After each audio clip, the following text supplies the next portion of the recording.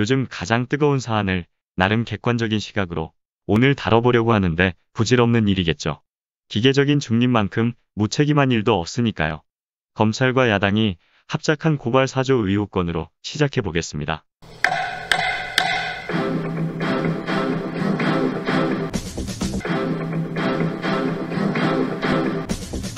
이른바 고발 사조 의혹을 수사해온 검찰이 현직 검사의 관여 의혹을 사실로 확인하고 오늘 이 사건을 고위공직자 범죄수사처로 넘겼습니다. 서울중앙지검 공공수사일부 부장 최창민은 이날 고발 사조 의혹 사건을 공수처로 넘겼다고 밝혔습니다. 검찰은 수사 결과 현직 검사의 관여 사실과 정황이 확인됐다면서 나머지 피고소인들도 중복 수사 방지 등을 고려해 함께 넘겼다고 밝혔습니다. 그간 검찰은 열린민주당 최강욱 대표 등이 윤석열 전 검찰총장과 손준성 전 대검수사정보정책관, 한동훈 검사장 등을 고소한 사건을 수사해왔습니다. 검사 9명 규모로 수사팀을 꾸려 대검 진상조사 자료를 확보해 분석하고 제보자 조성은 씨 등도 조사해왔습니다. 이러한 수사 과정에서 검찰은 손 검사의 관여 사실을 확인하고 더 보호해주기가 불가능하다 여긴 것입니다. 검찰의 제19 감싸기는 너무나 대단하다는 것 우리는 알고 있습니다. 같은 사건을 수사 중인 공수처에 검찰은 사건을 넘기기로 했습니다. 검사 비위는 공수처 수사 대상입니다. 이런 효과가 공수처를 만든 효과라 할 수 있습니다. 더 이상은 검사의 범죄가 조용히 넘어가지 않게 된 것입니다. 검찰은 아울러 제보자 조 씨가 윤 전 총장 등을 명예훼손 혐의로 고소한 사건은 검사의 수사 대상 범죄가 아니기 때문에 이날 경찰로 이송했습니다. 이제 김학의 사건처럼 얼토당토하는 결과가 발생하지 않도록 방지될 수 있는 길이 완전하진 않지만 생긴 것입니다. 이 또한 검경 수사권 조정으로 인한 효과라 할 수 있습니다.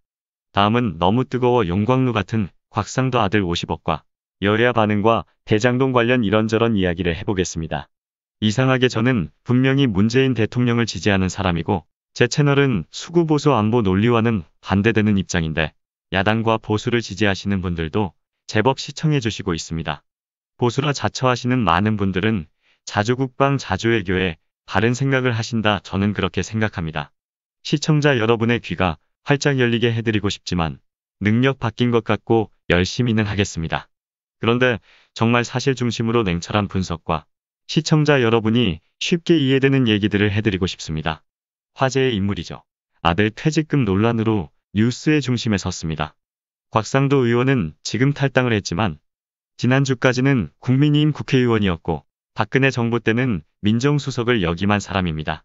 곽상도 의원 아들이 50억 원의 막대한 퇴직금을 받는 바람에 지금 청년과 직장인들의 분노가 하늘을 찌르고 있습니다. 저 같은 자영업자도 분노가 무척 큰 상태입니다. 평생 만져볼 일 없었던 열심히 살아온 중년의 허탈감은 이루 말할 수가 없습니다. 보수 진영이 볼 때 국민의힘과 보수 우파 진영에 거의 핵폭탄을 던진 것 아니냐는 생각을 하실 것입니다. 한편으론 일말의 책임감을 느껴 곽상도 자신이 책임지는 차원에서 의원직을 사퇴해주길 기대하고 있지만 곽상도는 그럴 마음이 전혀 없습니다. 검찰, 경찰의 수사를 받는 위치가 국회의원일 때 어느 정도 유리한지 너무 잘 알고 있습니다. 현재 대치 상태로 보면 곽상도 체포동의안이 국회에 상정된다 해도 과연 통과될 수 있을까 고개가 갸우뚱해지고 있습니다. 그리고 곽상도는 50억 수령을 정당하다고 주장하고 있습니다. 돈은 곽상도가 받았지만 몸통은 이재명이다. 이런 식의 주장을 국민의힘이 계속하는 것은 후안무치한 궤변의 연속이다. 그렇게 볼 수 있습니다. 이젠 우스갯소리로 이재명의 만물창조론 같은 이 주장에 국민의힘도 이재명이 만들지 않았느냐는 이야기가 나올 정도가 되었습니다. 곽상도는 여러 가지 부적절한 얘기들도 했습니다. 아들은 독립생활을 하고 있기 때문에 아들에 대해 자신은 모른다고 했었습니다. 그런데 그게 아니었습니다. 화천대유에 곽상도 의원 아들이 입사를 하는데 곽상도 본인이 소개를 해줬습니다. 야 아들아, 너 화천대유에 가서 일을 좀 해봐. 그래서 아들은 화천대유에 입사합니다. 사원 1호가 되었습니다. 천안함을 폭침시켰다는 어뢰도 1번 어뢰였는데 여기서도 1번이 등장합니다. 국민의힘을 폭침시키고 있는데 곽상도가 혹시 북한에서 보낸 간첩 아닐까요? 아들을 입사시키고 나서 화천대유의 관계자들로부터 거액의 후원금을 매년 받았습니다. 이런 상태에서 곽상도 의원이 주장하는 화천대유를 모른다는 주장을 어느 국민이 그래 곽상도는 관계없어라고 생각할 수 있을까요? 상황이 이러니 국민의힘에서는 곽상도 의원이 본인의 거취를 국회에서 다른 동료 의원들이 제명하고 이런 쪽이 아니라 본인이 알아서 거취를 표명하고 의원직 사퇴해 주었으면 하고 바라는 것입니다. 제명을 거론하는 자체가 국민의힘에게 아무런 도움이 안 되기 때문입니다. 어제 오늘 보면 곽상도 의원과 그 아들 퇴직금 50억에 대해서는 이미 국민의힘 이준석 대표도 강하게 비판하고 있고 보수 내에서도 기류가 아주 좋지 않습니다. 보수 진보를 떠나 이것은 너무나 잘못된 일입니다. 나서서 옹호해주는 분들이 아무도 없다는 것은 논쟁도 안 될 문제라고 보는 것입니다. 그런데 이준석 대표가 논란을 키우는 중심에 서버렸는데 처음에는 제명해야 한다. 미국에서 들어왔을 때는 탈당으로는 부족하다. 안 나가면 제명하겠다. 이 말을 듣고 그래도 젊은 이준석은 조금 다르구나 하고 생각하려는데 하루 만에 말을 살짝 바꿨습니다. 특검에 합의하고 국정조사 받으면 제명을 제한하겠다. 이런 식으로 조건을 붙였습니다. 이준석 대표가 어찌 보면 약간 젊은 대표고 뭔가 변화를 몰고 올 줄 알았는데 거기에 살짝 태도를 바꾸는 모습은 아마 이준석 지지자들에게도 혼란을 던져줄 수 있을 듯합니다. 사실은 지금 이 문제에서 정치인들에게 필요한 행동은 국민을 위로하는 일입니다. 당리당략이 아니라 국민을 보듬고 위로해야 하는데 이번 이준석 대표의 태도 변화는 젊은 사람들뿐만 아니라 많은 직장인들이나 많은 분들한테 굉장히 의아한 결정입니다. 솔직히 말해서 경제활동하는 누구나 대부분은 평생 일을 해서 받을 수 없는 돈입니다. 일을 해서 50억을 만들 수 있나요? 다른 분은 모르겠지만 제 생에는 불가능할 것 같습니다. 이득이 많이 남아서 성과급으로 받은 것이라고 했다가 그 다음에 그 말이 안 통하니까 위로금이다, 산재다, 퇴직금이다. 온갖 얘기는 하지만 사람들 기억에는 50억밖에 없는 이유는 한 가지입니다. 다 말이 안 되는 현실성 없는 개소리라는 것입니다. 그런데 후속 보도에서는 중대재해라고 하면서 산업재해 위로금이라고 합니다. 실수령액은 30억이 안 되며 정당한 노동의 대가라는 곽상도 부자의 주장을 담은 이런 보도가 나왔습니다. 중대재해라고 했고 2018년부터 사무 업무도 못할 만큼 힘들었다고 했습니다. 아들은 2018년부터 건강에 심각한 문제가 생겼다고 했죠. 그런데 대한민국 IT 강국 아니겠습니까? 어제 보도를 보니까 조기 축구회에서 펄펄 날았다. 연간 몇 경기를 뛰었고 공격수로 몇 골을 넣었다고까지 보도되었습니다. 이런 기사가 나오자 억지로라도 믿어주고픈 사람들마저 정말 아픈 거 맞습니까? 이런 질타를 안 할 수가 없게 된 것입니다. 국민의 분노 게이지를 곽상도가 계속 높이는 것이고 차라리 입 다물고 가만히 있었으면 좋겠습니다. 해명을 하면 할수록 의혹만 커지는 상황에 농락당하는 느낌에 국민들은 더 화가 납니다. 보통 이런 상황이 되면 해결 방법으로 고개 숙이고 사과하면서 받은 돈을 사회에 기부한다든지 이런 모습이 일반적인데 정당하다고 주장하고 있어서 이 방법으로도 해결이 안 될 것 같습니다. 제가 보기에는 돈이냐 의원직이냐 둘 중에 하나 선택하는 것도 곽상도에게는 이제 불가능한 상황이라고 보입니다. 곽상도 의원 일이 이제 여야 정치권으로 본격적으로 옮겨붙었습니다. 이재명 후보와 국민의힘 지도부 반응이 점점 격해지고 있습니다. 말 그대로 밀리면 창피당한다 정도가 아니라 대선판이 깨진다고 보기 때문입니다. 곽상도 의원 아들 퇴직금 얘기를 계기로 해서 대장동 개발 의혹 공수 주체가 확 바뀌면서 나온 변화된 상황입니다. 왜냐하면 추석 명절 연휴를 생각해보면 이재명 지사에게 악재로 작용한 것이 사실입니다. 카더라의 위력이 언론을 통해 증폭되는 것을 볼 수 있었습니다. 검찰의 고발 사주 사건이 순식간에 사라져버리기도 했습니다. 야권의 공세를 논리적으로 반박하긴 했지만 이재명 지사와 더불어민주당에게는 사실 쉬운 대응이 아니었습니다. 부정적이고 자극적인 면만 부각하는 카더라 의혹 제기는 여당 대선 주자 중 하나가 의혹에 합류하면서 더 어려워졌습니다. 민주당 입장에서는 EJ 전법에 제대로 당했습니다만 곽상도 50억 건이 나오면서 완벽하게 반전이 되었습니다. 곽상도 의원 제명 조건을 한번 살펴보겠습니다.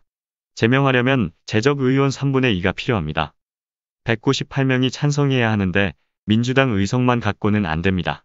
국민의힘이 동의를 해야 하는데 아까도 말씀드린 것처럼 이게 처음에는 이준석 대표가 할 것처럼 얘기했단 말이죠.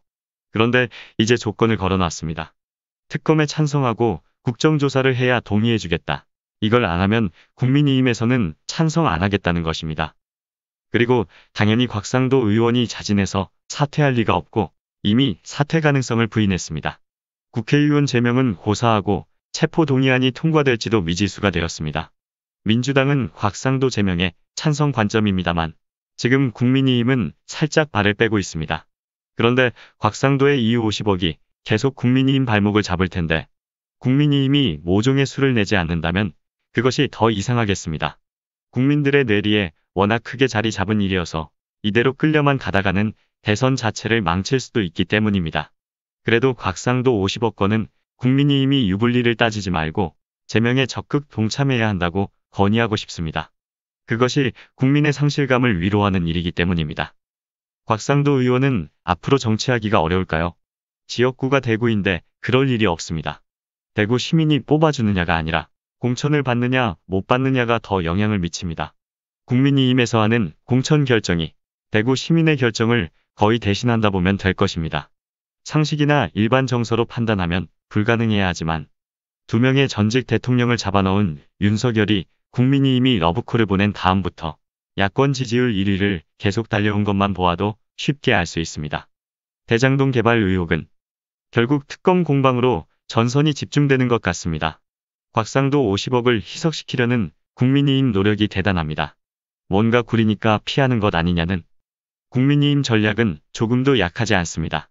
민주당의 중진이자 현재 선관위원장을 맡고 있는 오선 경력의 이상민 의원조차 벌써 넘어갔습니다. 방송 인터뷰에서 개인 의견을 전제로 하기는 했습니다만 결국은 특검이 불가피하지 않겠는가 이런 얘기를 할 만큼 심지가 야물지 않은 이들에겐 아주 잘 먹히는 국민의힘 주장입니다. 말을 뱉기 전에 이 말이 어떻게 아군을 곤란하게 하고 적군에게 힘을 주는지 생각을 못하게 하고 있습니다. 자신의 그릇을 잘 파악 못하는 분들이 아군 진영을 힘들게 하는 이런 설화를 잘 만들어냅니다. 이상민 의원은 이게 처음이 아닙니다. 지난번에도 경기지사직 사퇴해야 한다고 야당 주장 그대로를 받아서 말한 적도 있는데 그때도 저는 선관위원장 맡고 계신 분이 이래도 되나 이랬는데 지금 이런 상황에서는 민주당 선관위원장 입장뿐만이 아니라 민주당 의원 입장에서도 어찌 보면 적절하지 않습니다.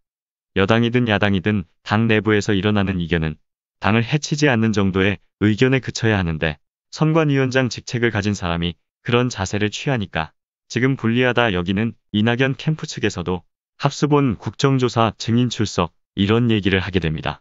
특검만큼은 아니겠지만 이낙연 캠프의 주장도 검찰, 경찰의 현재 수사를 지연시키는 일이라는 걸 알았으면 좋겠습니다. 이런 모습이 야당과 공조를 맞추는 거 아니냐 이런 얘기까지 나오게 되고 파열음이 나는 것입니다. 감정이 상하는 그런 과정으로 진행되면 원팀에 문제가 생깁니다. 당의 공식적인 입장도 특검으로 갈 게 아니라 경찰, 검찰 수사로 가야 한다 이 얘기인데 이상민 의원은 경선도 안 끝났는데 거기다 지금 선관위원장을 맡고 계신 분인데 개인 의견이라면서 그냥 특검 가자 이래버리면 개인 의견이 되나요? 작든 크든 상대 측의 실수를 이용하고 유리한 건수로 만들려 하고 이용하려는 대선 정국입니다. 전선이 흐려지는 가벼운 언행은 적절하지 않은 처신이라고 보입니다.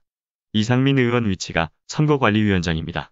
경선 끝날 때까지는 후보 중 누구에게도 이롭거나 해로운 발언을 해서는 안 되는 자리이고 더구나 국민의힘 주장에 동조하는 듯한 발언은 참 뭐라 해야 할지 아마 경선 과정이라 후보들도 뭐라 말은 못하고 어떻게 하지도 못하고 그냥 속으로 끙끙 앓고 있을 것입니다.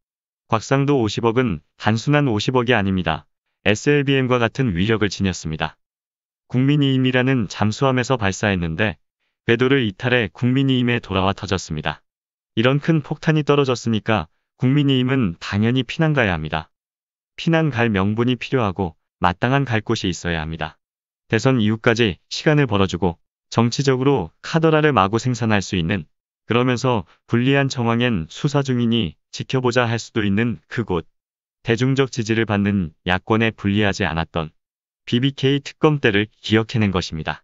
설렁탕 한 그릇 같이 먹으며 당시 지지율 1위였던 MB를 한번 조사하고 결론은 아니라고 그때 특검은 결론 내렸습니다.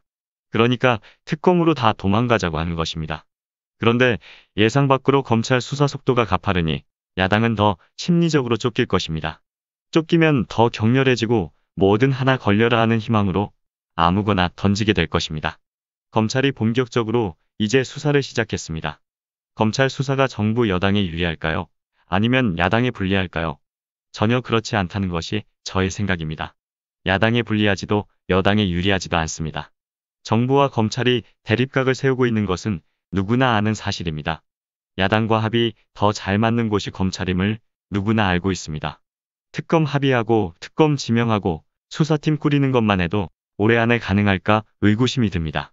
특검이나 검찰 조사가 가져오는 환경 변화에 여야의 셈법이 다른 것일 뿐입니다. 특검으로 가면 대선 투표가 지나기 전까지 이재명 지사는 몸통론, 카더라 음모론에 휘둘릴 수밖에 없습니다. 정부 여당과 대립각을 세우는 검찰이라 해도 정부 여당에 유리한 자를 특임검사를 대통령이 지명한다 해도 이런 이유로 정부 여당이 물러서기가 어려운 것이 특검 수용입니다. 이재명 지사가 과반을 득표하게 되면 문제가 더 커집니다.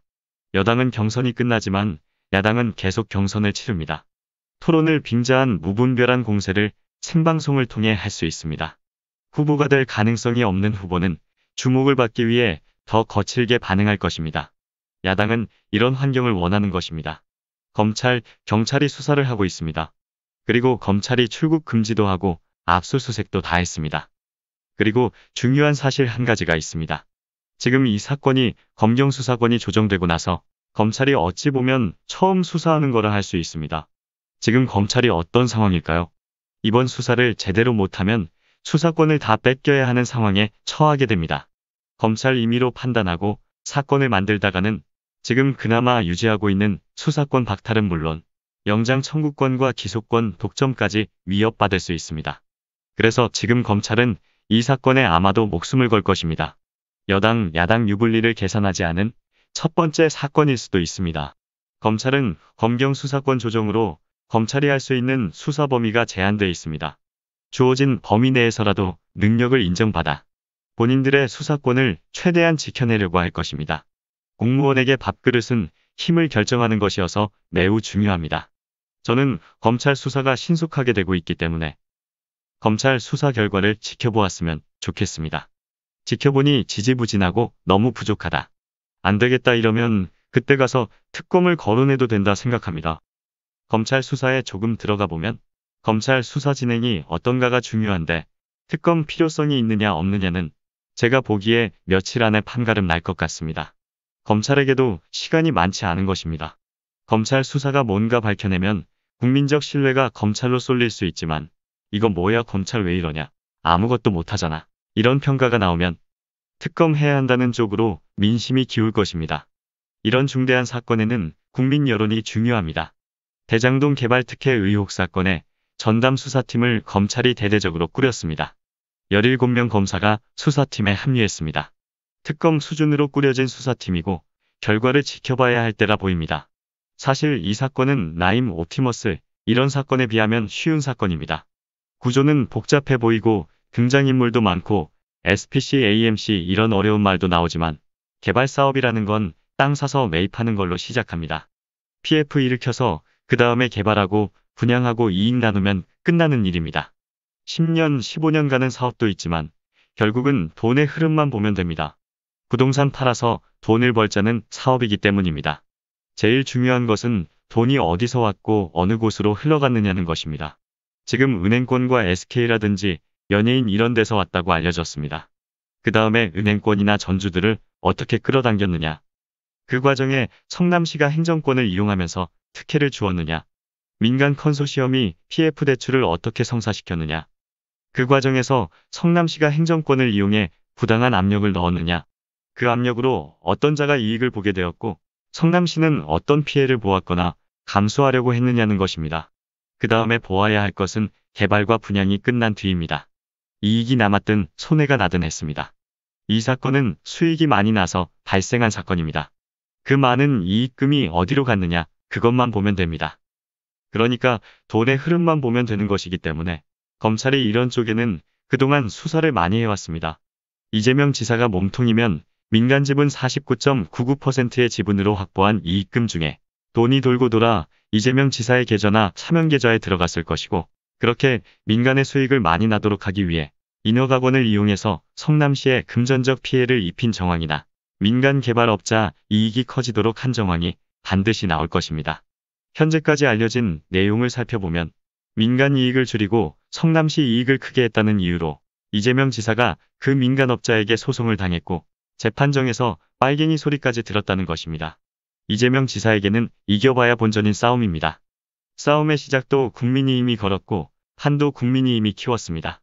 국민의힘 관계자가 곽상도 의원을 끝으로 더 나오지 않는다면 이재명 지사의 지명도 정도만 높여준 손해를 볼 뿐입니다. 윤석열이나 홍준표가 볼 때는 끔찍한 일이겠지만 그렇습니다. 검찰의 수사권이 많이 안 남아있는데 이번에도 제대로 못하면 이번엔 국민이 이미 나서서 수사권은 물론 영장 청구 독점권도 다 뺏어야 하지 않느냐고 이렇게 진지하게 말씀드리고 싶습니다. 오늘 영상은 여기까지입니다. 고맙습니다.